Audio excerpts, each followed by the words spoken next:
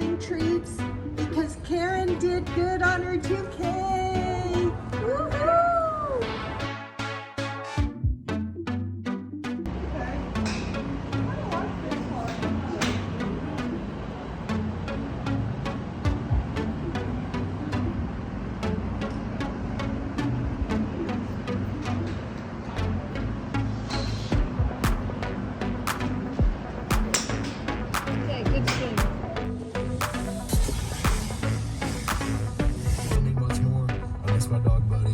It's a pretty day today, and today starts our trip to go see Karen's dad in Sacramento and do some elder care chores.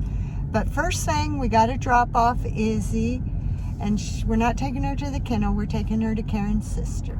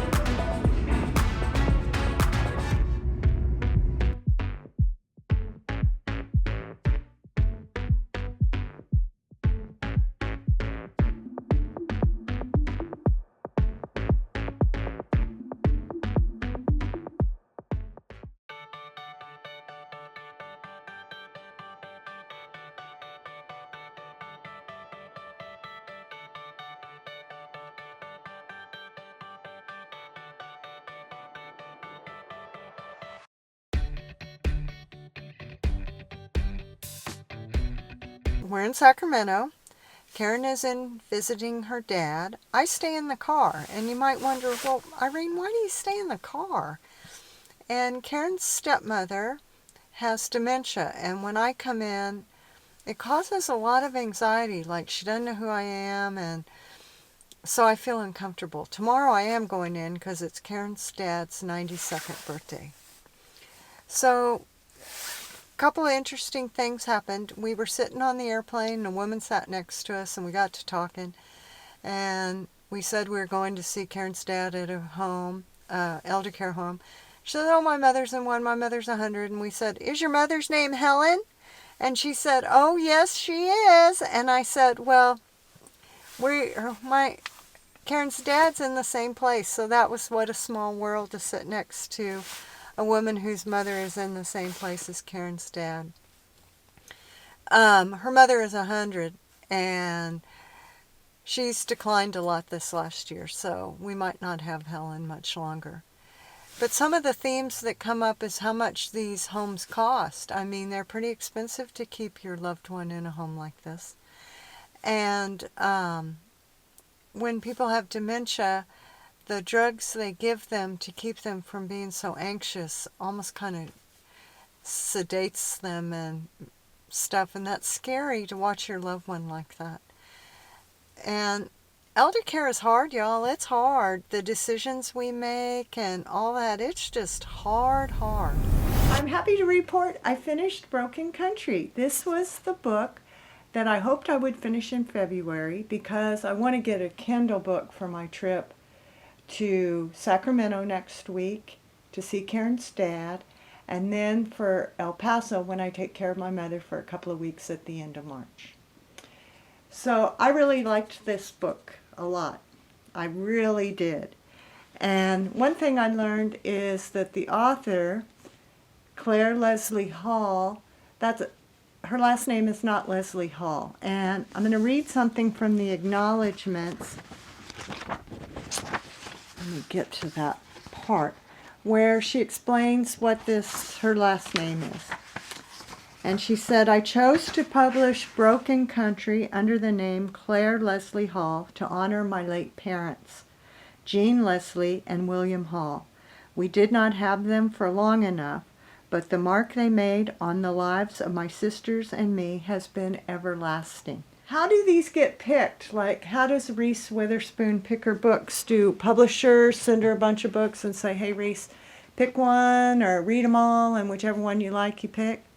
Well, this one, I can see Reese Witherspoon playing Beth, who's one of the main characters in this book. And I think it would make a great movie. I really like this book, but at first when I was reading it, I had just finished Cold Dark Shore, or whatever the name of that book was, and I thought, oh no, is this one going to be just like that? And so I didn't like it at first, but also I think the pacing of the book at the beginning kind of goes boop, boop, boop, boop, boop, and then bam, I couldn't put it down. And I really like this book. I'm giving it a 4 out of 5. The reason I'm not giving it a 5 is because the beginning was hard for me. And that might not be fair to this book. It might be the book I read before that I didn't like. All the characters had something about them that I had empathy for or I liked. Even the ones I didn't like very much, there was something redeeming about them. There's scenes in there where I was like, oh God, I know what's going to happen and it's going to break my heart. But that didn't ruin it. And one of the book club questions was, did you know certain things were going to happen before they happened? And I did. I kind of guessed them, but that didn't ruin the book.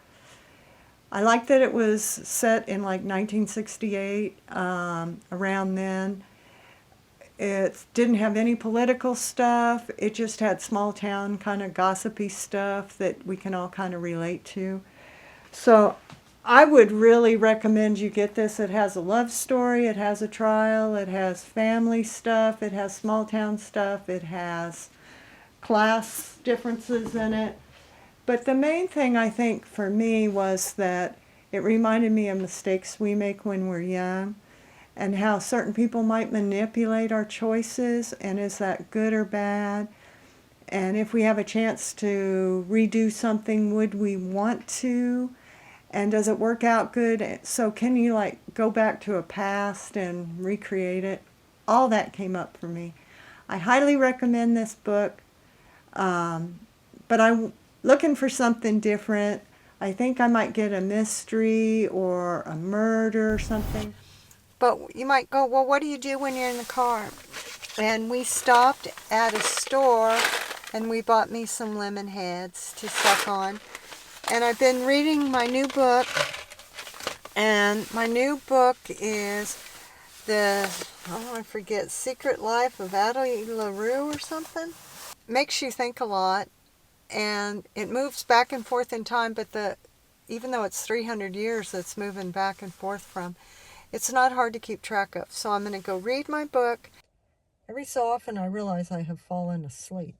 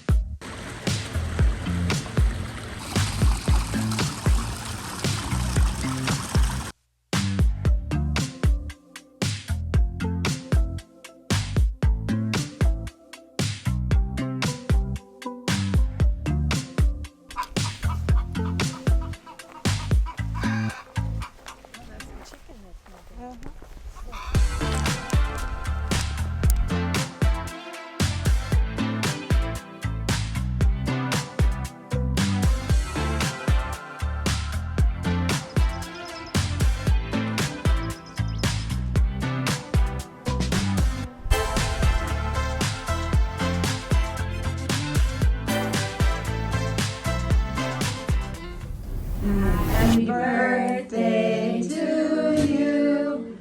Happy birthday to you. Happy birthday, dear Jerry. Oh, Jerry. Happy birthday to you. Hey everybody, this is our last day in Sacramento, and you know, there's a lot of stuff about elder care, but I'm going to give you some thoughts I had about how I handled this week. I did pretty good. I'm going to hold this down here. I did pretty good with my own self-care. Like, I ate better. I took my vitamins every day, and I flossed my teeth every night. And I slept okay. And I read a lot, and I'm reading a good book. And I just made sure that I was pretty even keeled and didn't get too upset. That was the positives. Here's the negative. Last night was a birthday party and Karen's dad wanted some tempura from a restaurant he used to like to go to, and we got it, and then he didn't want to eat it because we didn't buy spring rolls, but we didn't know we were supposed to. And I immediately got my feelings hurt, and then I wanted to fix it. But neither of those things were my job. And it was a good reminder of your limitations. So we're headed home. Tomorrow we're going to go pick up our pup, and here's a funny story about our pup. She's staying at Karen's sister's house, and they have a big mirror, and she lays in front of the mirror and growls at her reflection. When I was a little girl, my dad used to take me on Saturdays on business calls with him. And I was little, and he had a little Volkswagen Bug, and he would say, "You have to stay in the car." And I would sit in the car from like 8 in the morning till noon. And that's what going to elder care with Karen is like, just sitting in the car. And one of the things that would happen is sometimes I'd have to go to the bathroom really bad, like right now. But I was a good girl, and I would just sit in the car. And then sometimes when he got back, I think he felt guilty because I'd be in there like 4 hours. He would take me out to lunch or to get a chocolate eclair.